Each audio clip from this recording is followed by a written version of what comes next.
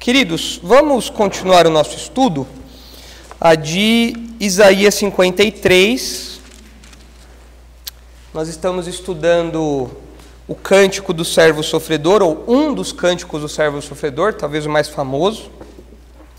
Nós já começamos a estudar algumas semanas atrás, já tivemos 2 estudos, e hoje nós vamos estudar o versículo 14, que está aí na tela, só o versículo 14, que é o segundo versículo do cântico. Mas vamos ler o cântico todo, para que a gente relembre o contexto todo, né, do Salmo de Isaías, como a gente chamou.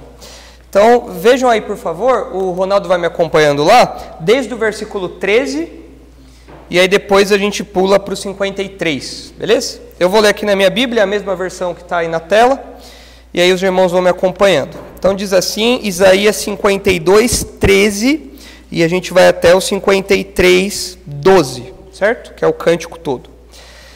Isaías 52, 13. Eis que o meu servo procederá com prudência, será exaltado e elevado, e será muito sublime. Como pasmaram muitos à vista dele, pois o seu aspecto estava muito desfigurado, mais do que o de outro qualquer, e a sua aparência mais do que a dos filhos dos homens. Assim causará admiração às nações, e os reis fecharão a sua boca por causa dele, porque aquilo que não lhes foi anunciado verão, e aquilo que não ouviram entenderão. Quem creu em nossa pregação? E a quem foi revelado o braço do Senhor? Porque foi subindo como renovo perante ele, e como raiz de uma terra seca. Não tinha aparência nem formosura. Olhámo-lo, mas nenhuma beleza havia que nos agradasse. Era desprezado e o mais rejeitado entre os homens, homem de dores, que sabe o que é padecer. E como um de quem os homens escondem o rosto, era desprezado, e dele não fizemos caso.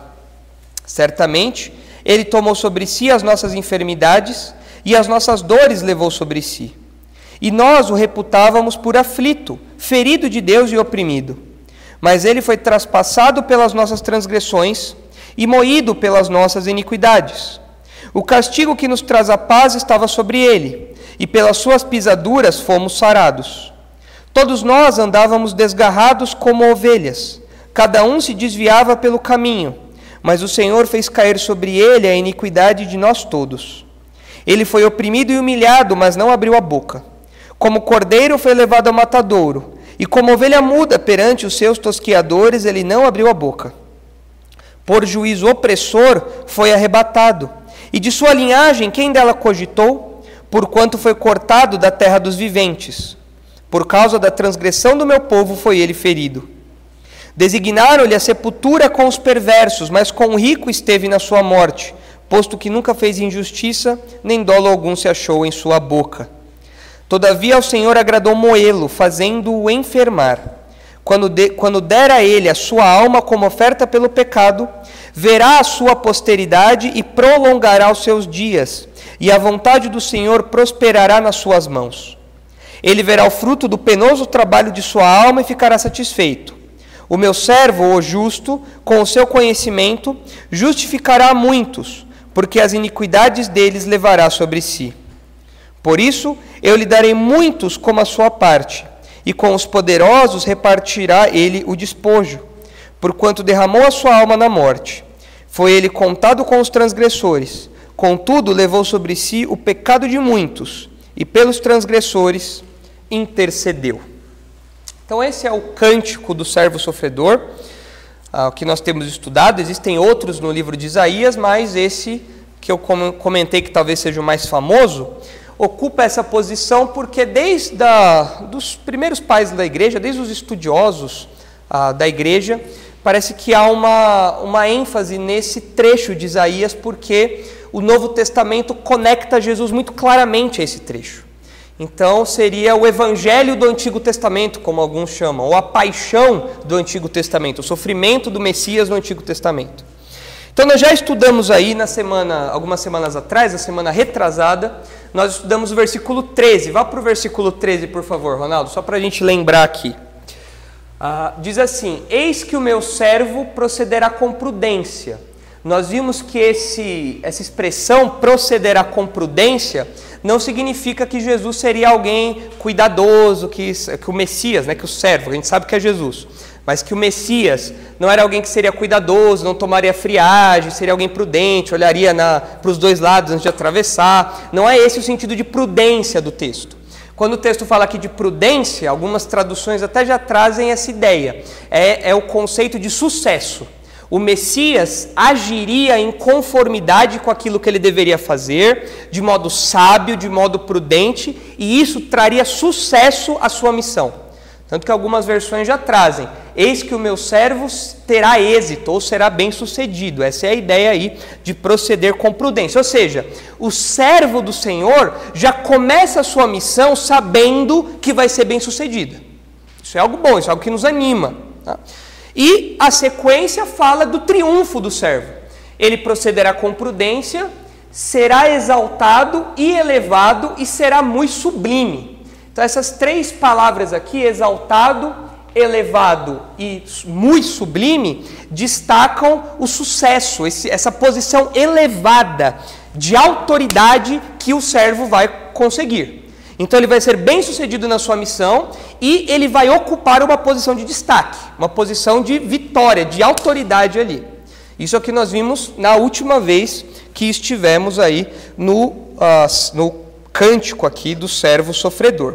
Porém, de modo abrupto, sem avisar a gente, Isaías muda o ritmo e o tom do seu cântico.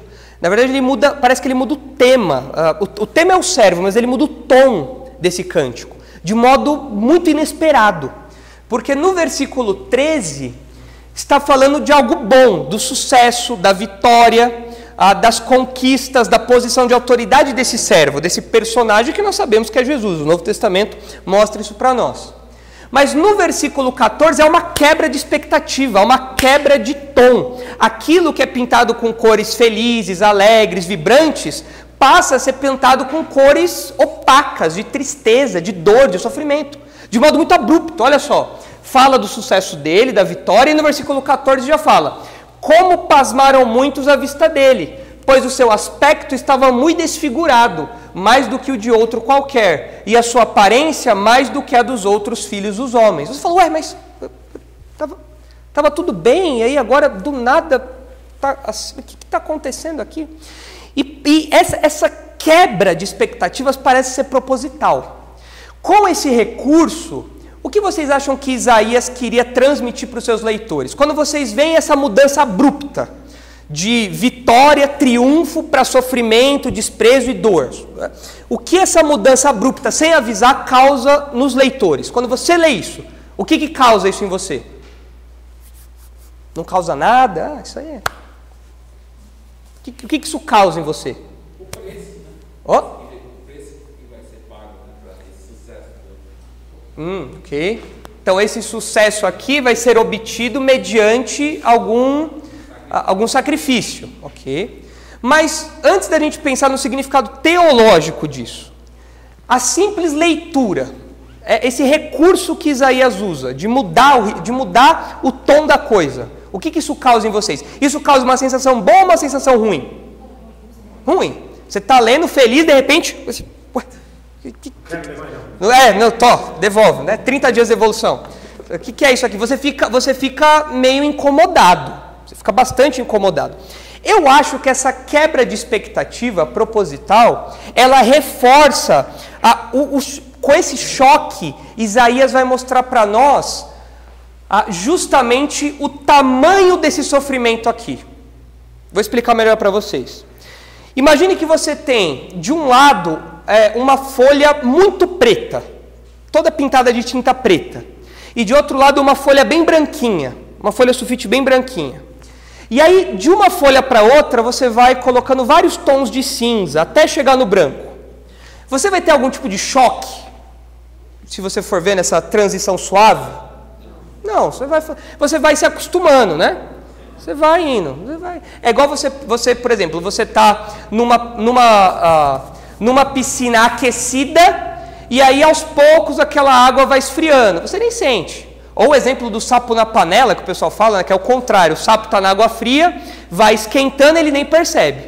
Agora, quando você está naquele frio, e você fecha o chuveiro quentinho, o que você sente? Um choque térmico. Você fica, nossa, você sente o frio na lata. Você sente forte aquele frio. Então você percebe muito bem o contraste entre o quente e o frio, entre o preto e o branco. Você coloca lado a lado a coisa. Então quando Isaías faz essa mudança abrupta aqui, o que ele está fazendo? Ele está colocando o sucesso e o sofrimento lado a lado, de modo que a gente consegue ver o contraste de modo muito mais forte. Não é um sofrimento simples. Ao passo de que a vitória é muito grande, o sucesso, o triunfo é muito grande, o sofrimento também é muito grande. Porque quando você coloca as coisas lado a lado, sem uma transição, isso fica mais evidente. E ao fazer esse choque, Isaías quer desestabilizar. A gente fala, opa, peraí, o que está acontecendo aqui? Para mostrar que, olha, agora vem uma coisa, um sofrimento grandioso. Não é pouca coisa o que vem por aí, não. Bastidores, né? Agora vocês vão ver como que esse sucesso vai ser obtido. Mas a gente pensaria, se a gente fosse um judeu, que esse sucesso seria obtido por meio de um triunfo militar, por meio de uma conquista sem baixas, por meio de algo esplendoroso, né? Algo grandioso. Mas o que vem na sequência é que o servo consegue vitória e sucesso por meio do sofrimento. E é interessante notar que mesmo os discípulos de Jesus, sabendo do cântico do servo sofredor, eles não conseguiam conectar essa realidade a Jesus. Tanto que eles ficaram preocupados, falaram, Jesus morreu e até agora a gente está debaixo de Roma ainda, a coisa não mudou, não teve nenhuma reviravolta, o que está rolando aí? Eles não entendiam plenamente que para alcançar aquele sucesso havia um caminho de sofrimento. Para chegar na coroa havia a cruz. Eles não conectavam isso ainda direito. Então esse choque que Isaías dá, que deve nos causar um estranhamento, é uma coisa que nos incomoda. Isaías faz com esse objetivo mesmo, eu vou mostrar o tamanho do contraste aqui. E eu quero realçar esse contraste, para que o tamanho do sofrimento e o tamanho da vitória, do sucesso, fiquem claros na mente de vocês. Então por isso que ele passa de um para o outro. E aí o texto começa falando para nós o seguinte: como pasmaram muitos à vista dele. Esse verbo pasmar, né, a gente usa geralmente falando, eu estou pasmado com isso, estou pasmo com isso, né? Você fala, nossa, isso me deixou pasmado, me deixou pasmo. Você fica inconformado com aquilo, você fica surpreso com aquilo. Talvez, num primeiro momento, a gente pense que esse verbo tem algum sentido positivo. Falar, às vezes a gente fica pasmo porque alguma coisa boa aconteceu. Nossa, aconteceu, o pastor pelo qual nós oramos teve uma melhora. Nossa, eu estou surpreso com isso. Mas esse verbo que aparece aqui, essa palavra que aparece aqui, não tem nenhum sentido positivo. Ela é usada no Antigo Testamento com sentido negativo.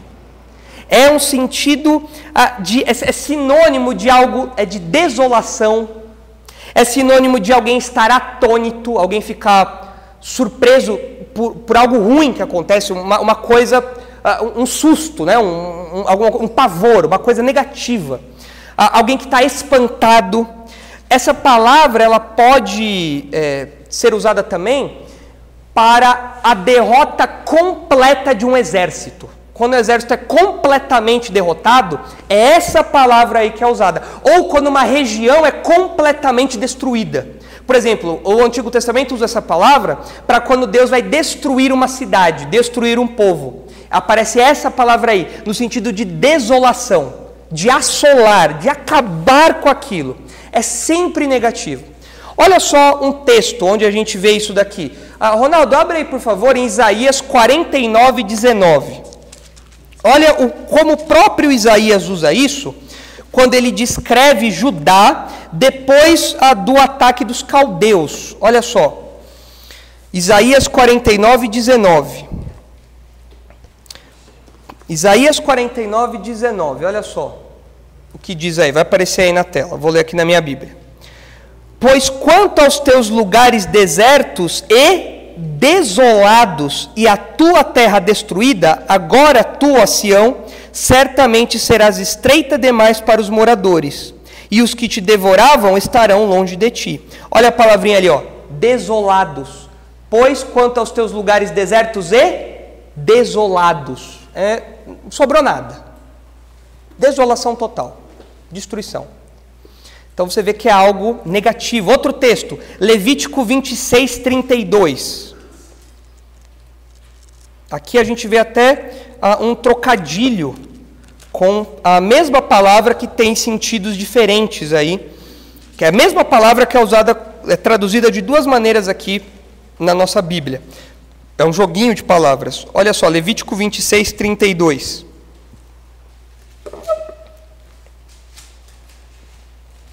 Levítico 26, 32. Assolarei a terra, esse assolar é esse verbinho aí, essa palavrinha que a gente está falando, assolarei a terra e se espantarão disso os vossos inimigos que nela morarem.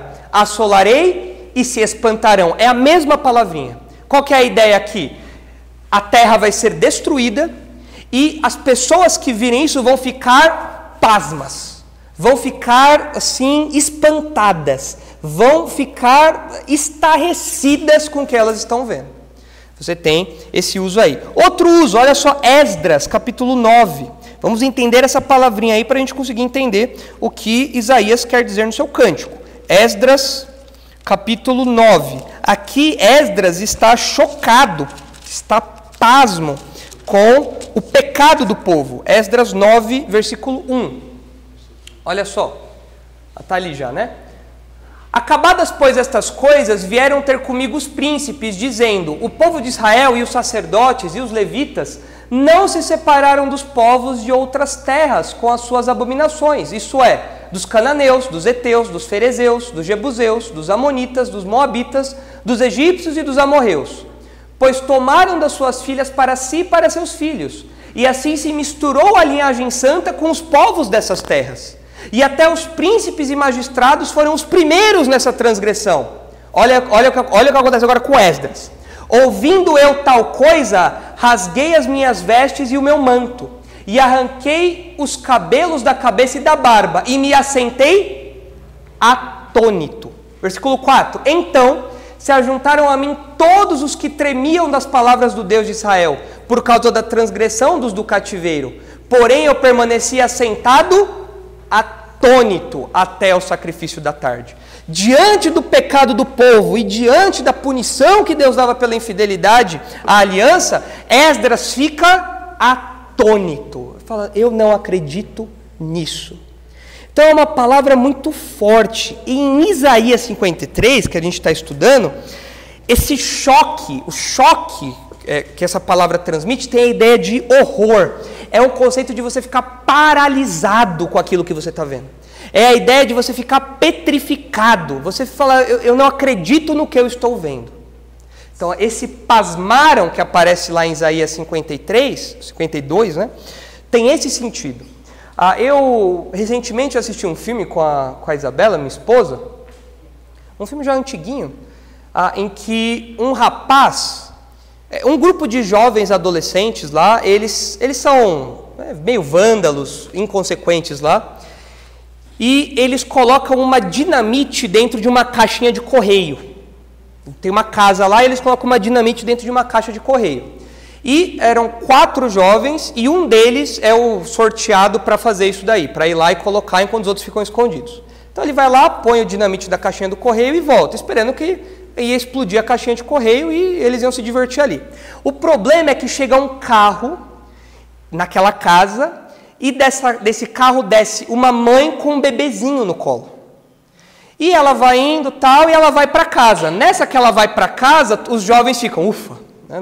Só que ela volta para ver o correio, com a bebezinha no colo. E você não vê a cena, mas você só ouve o estouro e o menino que colocou a dinamite na caixa de correio, ele fica atônito, ele fica pasmo, ele congela, ele trava. E então ele tem que ser carregado pelo pessoal, depois ele desenvolve problema psiquiátrico, tem que ser internado por conta daquela cena que ele viu. Então ele ficou horrorizado, petrificado, paralisado, espantado. Ele fica congelado. É como alguém que perde as suas faculdades mentais diante de alguma coisa que está vendo. A pessoa não acredita, ela fica sem saber para onde ir. Não sei se vocês já tiveram a experiência de ver algo assim, que deixa vocês paralisados. Uma situação que os seus neurônios parecem que congelam. É essa a ideia aqui. É um sentido muito negativo, é muito forte essa palavra que aparece aqui. E por quê? Por que as pessoas tiveram essa reação? Como pasmaram muitos à vista dele? Pois o seu aspecto estava muito desfigurado, mais do que o de outro qualquer, e a sua aparência mais do que a dos outros filhos dos homens. O que o texto está falando? Que o servo causaria essa reação nos outros porque ele era alguém muito bonito? Não. Porque ele era alguém que se vestia bem? Não. Por que eles teriam essa reação de susto, de pavor, de terror? Porque a fisionomia desse servo seria completamente desfigurada. Ao ponto de ele praticamente não parecer mais um ser humano. O que o texto quer enfatizar é isso aqui. Ele estava tão desfigurado, mais do que o de qualquer outra pessoa, ou seja, ele nem parecia mais um homem. E a segunda parte reforça isso. E a sua aparência mais do que a dos outros filhos dos homens. Ou seja, as pessoas se assustaram e pasmaram e ficaram atônitas ao ver como o servo ficou completamente destruído, desfigurado. Você não sabia mais identificar quem era aquela pessoa ali. Não dava mais para saber. Quem trabalha com medicina legal fala que existem alguns casos em que é assustador como a pessoa fica diante de alguma tragédia, de alguma coisa do tipo. A pessoa fica completamente desfigurada, é uma coisa assustadora. A gente vê às vezes em filme algumas coisas assim um pouco mais impressionantes, mas quem trabalha nesse meio precisa de uma saúde mental muito boa, porque é assustador. E aqui o texto fala, o servo vai ficar desfigurado, completamente desfigurado. Agora, nós sabemos quem é esse servo. Quem é esse servo? Jesus. E Jesus ficou desfigurado na sua morte? Sim ou não? Sim. Se a gente colocar, então, o versículo 14 paralelo com o que nós vemos nos evangelhos, a gente percebe aqui que o Antigo Testamento pinta um quadro que talvez nem o Novo Testamento descreva com tanta precisão. Porque o Novo Testamento não fala que Jesus ficou desfigurado. Inclusive nas obras de arte, quando a gente vê Jesus pintado, é um Jesus sempre bonitinho, né? Com a pele limpinha, tal, no máximo com um furinho aqui, um negócio ali. O joelhinho sangrando, tal, mas normal. Você olha, esse aí é Jesus. Agora, se a gente levar em conta o que esse texto está falando aqui, a gente vai ver que, na verdade, Jesus ficou o servo, que nós sabemos que é Jesus, ficou muito machucado, ao ponto de quase ser desfigurado. E, na verdade, quando a gente vai para os evangelhos, a gente vê que houve circunstâncias para que isso acontecesse de fato. Não é exagero de Isaías aqui, não. Não é nenhuma figura de linguagem. Isso daqui aconteceu mesmo. O tamanho do sofrimento de Cristo não foi pequeno. Inclusive, quando a gente olha lá para Filipenses capítulo 2, a gente vê que Cristo foi obediente até a morte e morte de cruz. Por que Paulo faz essa ênfase lá em Filipenses 2? Foi obediente até a morte e morte de cruz. Por quê? Porque Paulo está classificando, olha, não foi qualquer morte não. Da época, a crucificação era a pior morte que tinha. Foi essa morte que Jesus experimentou. Vamos dar uma olhada, então, em alguns detalhes aí. Ronaldo, coloca aquele quadro lá, por favor.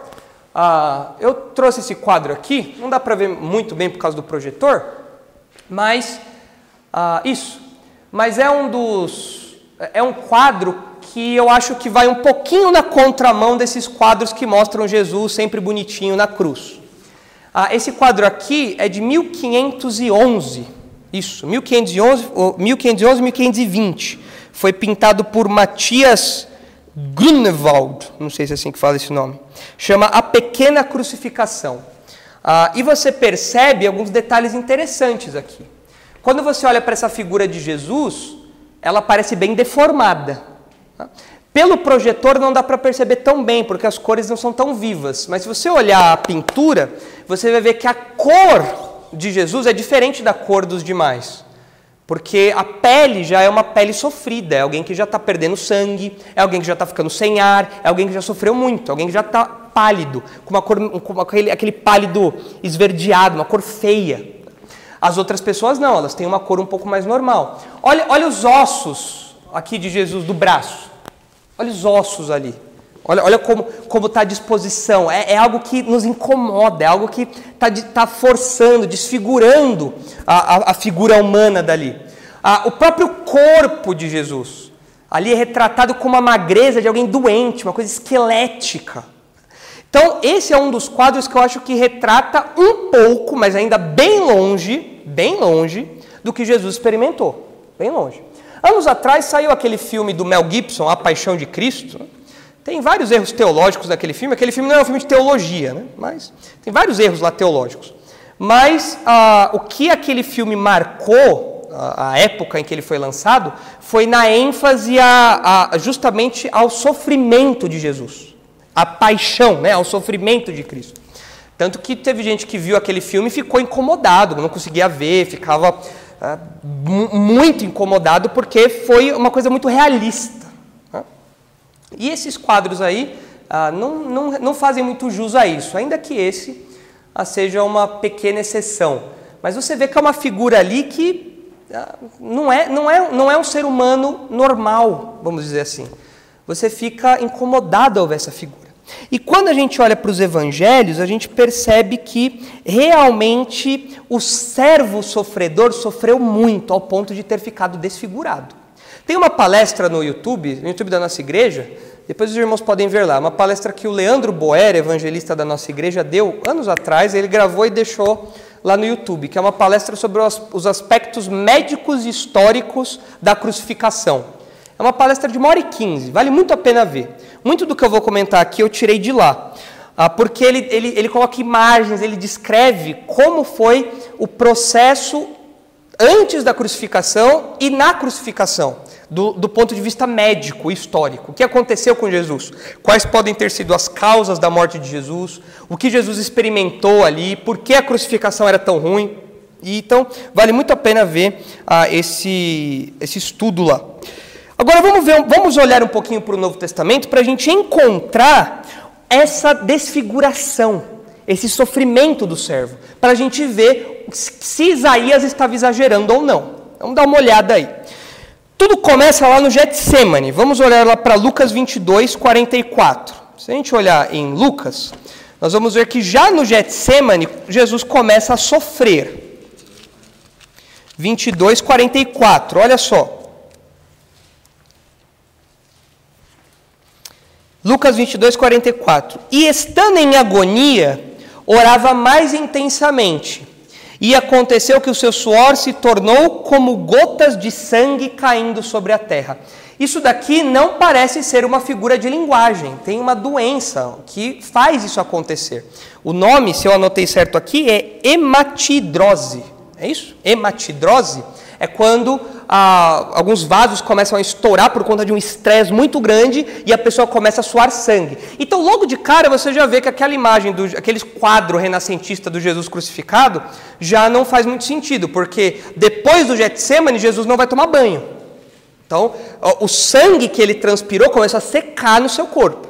Então, você já começa aí a ver um quadro um pouco diferente. E aqui a agonia dele aumentando. Agora, notem o seguinte, por que Jesus estava com essa agonia aqui? Ele sabia que ele era o servo sofredor. E o que ia acontecer com o servo sofredor? Ia ser desfigurado. É claro, Jesus sabia que ele receberia a ira de Deus pelo pecado dos outros. Mas, além do sentido teológico disso, eu imagino facilmente que essa agonia aqui tenha uma realidade sensorial muito grande. Eu sei o sofrimento que eu vou passar. Exatamente. O pai traçou o plano, eu conheço o plano, eu sou obediente ao plano, tanto que ele falou, pai, se possível, afasta de mim esse cálice. Porque esse cálice não é docinho, não. Esse cálice não é um Del Valle, um sufreche, não é. É amargo, é o cálice da ira de Deus, é um cálice amargo. E esse cálice envolve a via crucis, o caminho até a crucificação. E eu sei que eu sou o servo sofredor. E eu sei que as pessoas vão ficar chocadas quando me ver desfigurado.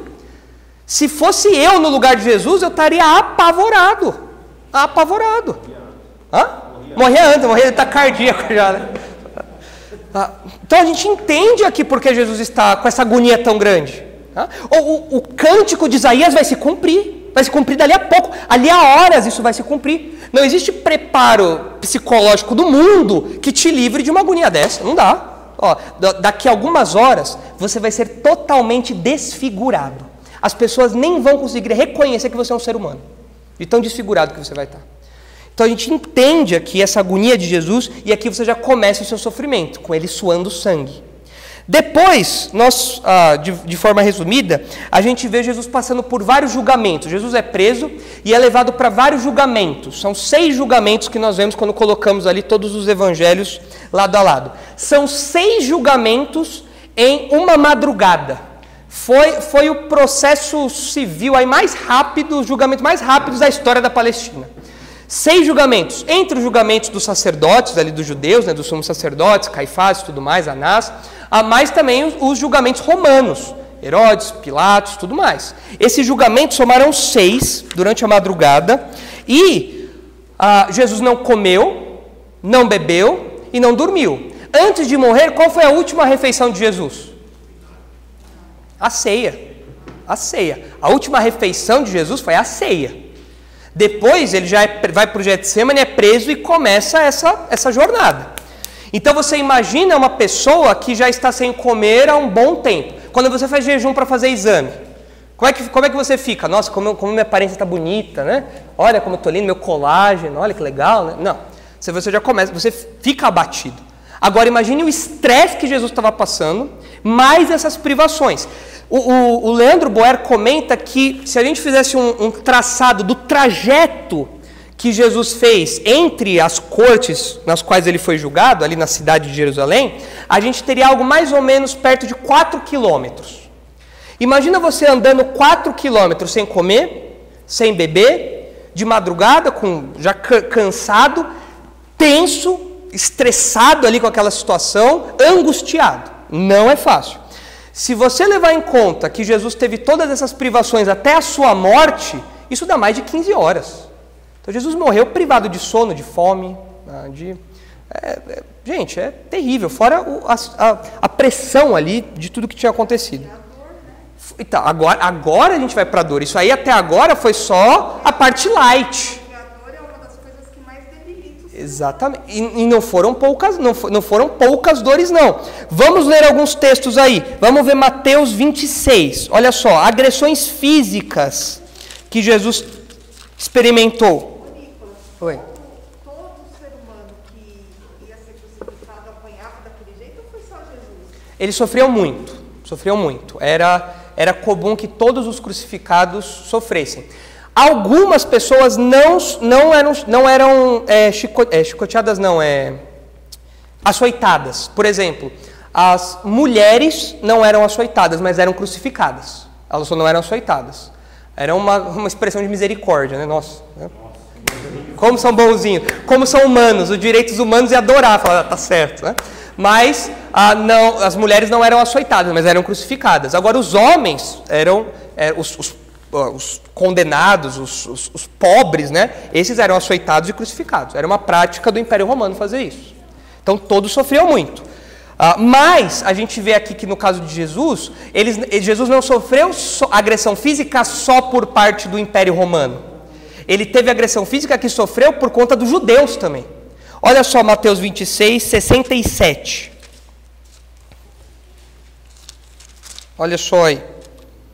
Então, isso aqui acontece no julgamento aqui diante do Sinédrio, né? Você vê aqui, lá no versículo 57, começa, levando a casa de Caifás, o sumo sacerdote, tal, versículo 67. Então, uns cuspiram-lhe no rosto e lhe davam murros, e outros o esbofeteavam, dizendo, profetiza-nos, ó Cristo, quem é que te bateu? Então, os socos, os murros começaram ainda no julgamento judaico, começaram antes de ir para a corte romana. Os sofrimentos já começaram aí. Em João 18, você vê que Jesus responde ao sumo sacerdote e leva um soco do guarda. Olha só, João 18, 22. Enquanto está sendo julgado. João 18, 22. Olha só. Dizendo ele isto, um dos guardas que ali estavam deu uma bofetada em Jesus, dizendo, é assim que falas ao sumo sacerdote? Então Jesus já está apanhando desde aí, já começou. Eu nunca levei um soco bem dado, nunca levei, espero não levar, espero ficar com meu rosto inteiro, até porque eu já fiz cirurgia do nariz, se eu levar um soco do nariz, já era, meu nariz já vai embora. Mas quem briga, participa de luta e tal, assim, cada soco é uma desfigurada que dá no rosto. Tanto que esses lutadores, eles ficam com o rosto completamente destruído. Tudo. Então você vê, e aqui eram guardas, lembre-se que Jesus era um homem forte. Jesus era um homem de um porte bom. Para os guardas estarem ali fazendo a guarda de Jesus, certamente eram guardas também de um porte bom. Então já começou aí. Depois, nós vemos, a gente não vai ler os textos aqui, eu vou acelerar. Nós vemos que depois Jesus tem uma coroa de espinhos colocada sobre si. Depois Jesus é espancado e açoitado depois de Pilatos lavar suas mãos. Depois que Pilatos falou, olha, então eu lavo minhas mãos, entrega ali. Jesus é açoitado antes de ser crucificado. E como era o açoitamento romano? O açoitamento romano era feito com um chicote, o nome é flagrum. Esse chicote... ele era feito, as pontas desse chicote tinham pedaços de ossos de animais. E a ideia desse chicote era que quando pegasse no corpo humano, não desse só uma beliscada, ele pegava e arrancava, tirava a parte, fazia rasgos no corpo da pessoa. E geralmente você tinha 2 soldados romanos fazendo isso, um destro e um canhoto. Para quê? Para você ter 100% de aproveitamento. Então um dava de um lado, o outro dava do outro. Você não tinha, se um destro fosse aplicar o golpe com a outra mão, talvez perdesse alguma precisão. Mas você tinha um destro e um canhoto fazendo isso, para garantir 100% de aproveitamento. E era lá, então pegava e triturava, dilacerava o corpo da pessoa. Era muito comum, inclusive, que algumas pessoas já morressem nessa parte. A pessoa já morria ali. Tinha pessoa que ficava cega, porque pegava no olho e arrancava, cortava tudo. Pessoa que não conseguia mais falar porque pegava na língua e cortava tudo. Terrível, terrível. É uma carnificina o negócio. Jesus foi açoitado, muito possivelmente nesses termos aqui, já que antes de ser crucificado, Pilatos o liberou para ser açoitado. E aí vocês podem ver depois em Mateus 27, Marcos 15, Lucas 22 e João 19, esses detalhes aí da coroa de espinhos, do espancamento e dos açoites. Mas ainda não foi crucificado. Só esse açoitamento já desfigurou completamente Jesus. Possivelmente isso daí já... A lei judaica tinha um limite de chicoteamento, de açoitamento. Mas mesmo que fossem 20, 10 que seja, já era o suficiente para deformar completamente a pessoa. Não bastasse isso, nós agora estamos na Via Crucis indo para a crucificação. Você tinha a cruz, que nós conhecemos, tem uma haste vertical, uma haste horizontal. Essa haste horizontal é chamada de patíbulo. E geralmente as pessoas não carregavam a cruz inteira até o lugar onde seriam crucificados. Elas carregavam só esse patíbulo, essa tora de madeira, que era amarrada nos seus braços. E essa tora de madeira tinha 57 quilos. Só que o que acontecia? Imaginem, a pessoa já tinha sido açoitada, ela já estava destruída, as costas dilaceradas. Era colocado essa tora em cima dela, ela ia caminhando, as pessoas fazendo certamente movimentações em torno dela, ela cansada já, as pessoas cuspindo, ofendendo, uma humilhação completa. Só que o que acontecia? Com esse peso e o cansaço, lembra, Jesus está sem comer, sem beber, sem dormir. O que acontece quando a pessoa cai? E ela não consegue colocar a mão na frente? O que acontece? Muitas pessoas morriam de traumatismo craniano, ou tinham traumatismo craniano, porque o patíbulo caía em cima, dependendo do jeito que a pessoa cai, já era, não tem o que fazer. E nós sabemos que Jesus estava com dificuldade para levar o patíbulo, por quê? Porque nós vemos nos evangelhos que Simão é chamado para ajudar Jesus a carregar a cruz. Nós vemos lá nos evangelhos essa menção. Porque era, gente, carregar 57 quilos amarrado nas costas, depois de apanhar daquele jeito, não era fácil. Não, a gente, às vezes, quando tem algum tipo de sangramento, de algum acidente, alguma coisa, a gente já sente alguma variação na nossa pressão e tal. Imagine o que Jesus sentiu. Agora, diante disso, Jesus era forte ou era fraco? Forte. Opa! Jesus era homem. Jesus era alguém realmente braçudo ali para conseguir encarar isso tudo. E estava lá então com o patíbulo, que tinha mais ou menos 57 quilos, levando isso daí. A madeira, você pensa, a madeira é tratadinha, tipo aquela ali assim, né? Tipo essa daqui, bonitinha, né? Cheia de farpa. Era uma coisa ogra, uma coisa rústica, era uma coisa que era feita não para fazer carinho, para fazer sofrer. Então, vocês imaginem lá as farpas entrando nos machucados, né? E, enfim, terrível. A fixação dos pregos, né? Era colocado ali, o Leandro Boer comenta isso no vídeo, era um lugar específico em que provavelmente o prego era colocado para garantir que a mão não ia ser dilacerada. Então a pessoa conseguiria sustentar o próprio peso na crucificação, colocando esse prego no meio de alguns ossos. E possivelmente os pés eram fixados não de frente, mas de lado na cruz. Geralmente nas pinturas a gente vê de frente, né, um pé em cima do outro. Mas possivelmente, dado aí alguns achados arqueológicos, um achado arqueológico em particular, parece que a crucificação era feita com o prego de lado no pé. É isso, assim. Então a pessoa ela ficava com o pé, a viga aqui e o pé do lado. Então, não era fácil isso daí não. Então imagine você lá com as mãos presas, você está crucificado, a crucificação dos romanos foi aperfeiçoada por eles, os romanos não inventaram a crucificação, eles aperfeiçoaram a crucificação, e a ideia da crucificação era prolongar o sofrimento, tanto que uma pessoa crucificada podia morrer entre 6 horas ou 4 dias. 4 dias a pessoa ali agonizando. E os romanos colocaram na cruz, além daquilo que a gente geralmente vê, a haste horizontal e a haste vertical, eles colocaram uma espécie de apoio para que isso prolongasse um pouco o sofrimento da pessoa também. Porque o que acontecia? A pessoa estava lá, tinha as suas pernas presas, tinha as mãos lá, com o tempo a pessoa começava a ficar sem ar. Então o que ela fazia? Ela forçava a mão para tentar pegar um pouco de ar e soltava de novo. E ela ia nessa agonia até morrer. Como a gente sabe, por exemplo, que ao quebrar as pernas, as pessoas morriam rápido? Porque isso foi o que aconteceu com os que estavam ao lado de Jesus. Eles tiveram suas pernas quebradas. Essa era a técnica ali. Por quê? Quebra as pernas porque a pessoa não vai ter mais como levantar. Então ela vai morrer agonizando. Ela vai morrer sem ar. O pulmão dela para.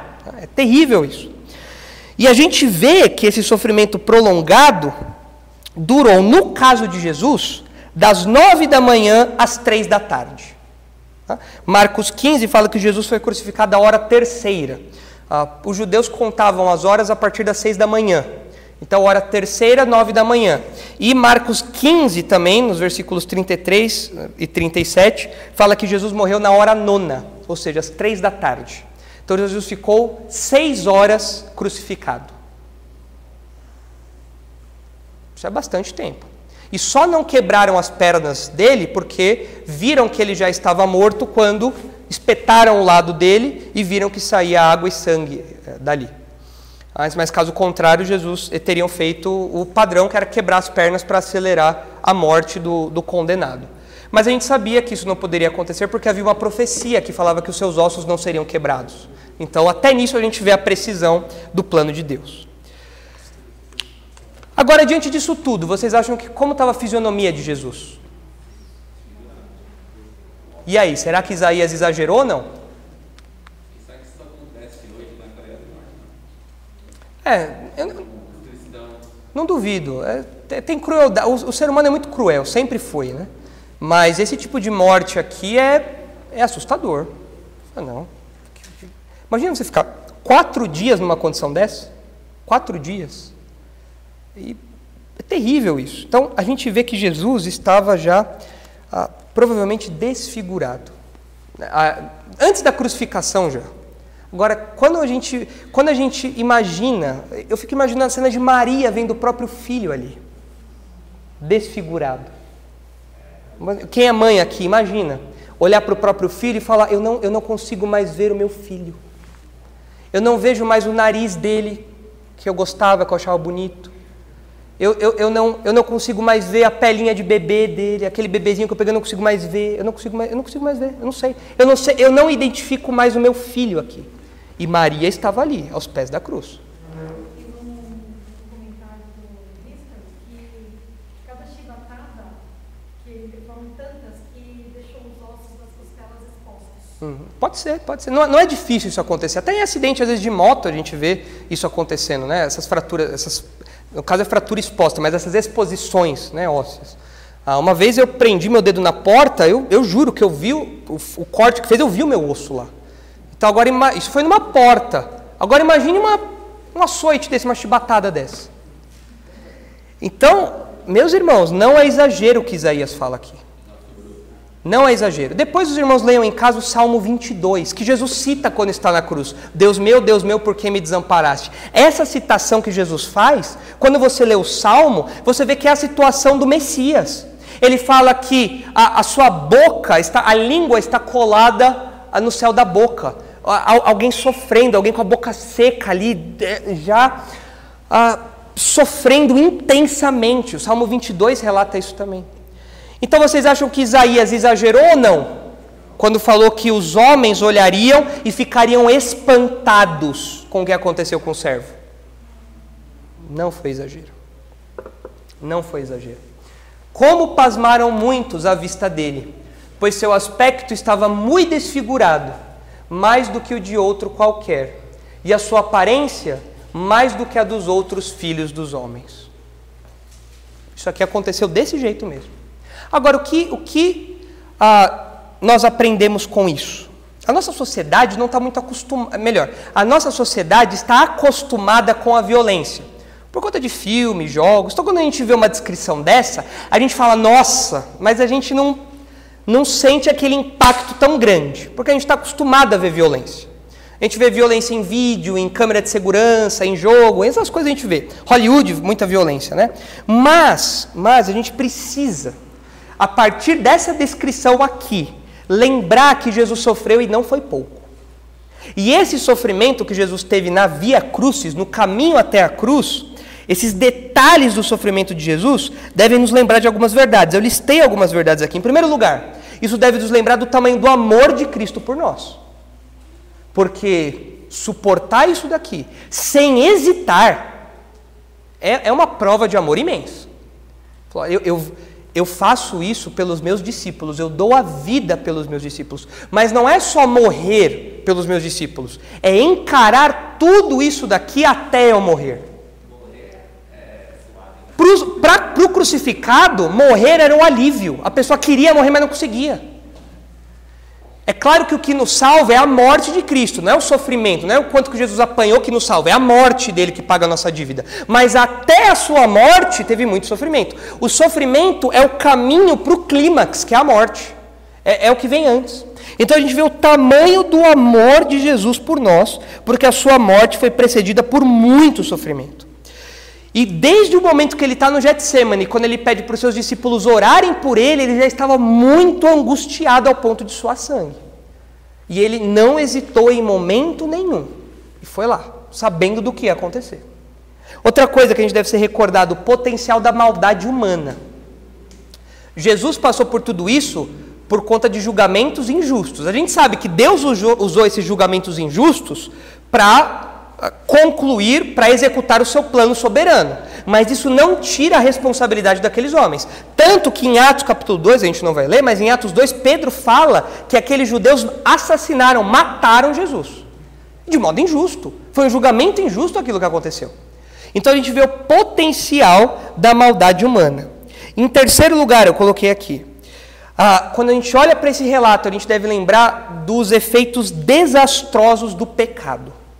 De novo, não foi o sofrimento de Cristo que nos salvou, mas se a gente encarar esses sofrimentos como caminho até a morte, como pacote que terminou na sua morte, com a morte ao clímax, a gente percebe que Jesus não teve uma morte bonita, não teve uma morte pacífica, não foi uma morte legal, foi o pior tipo de morte da época.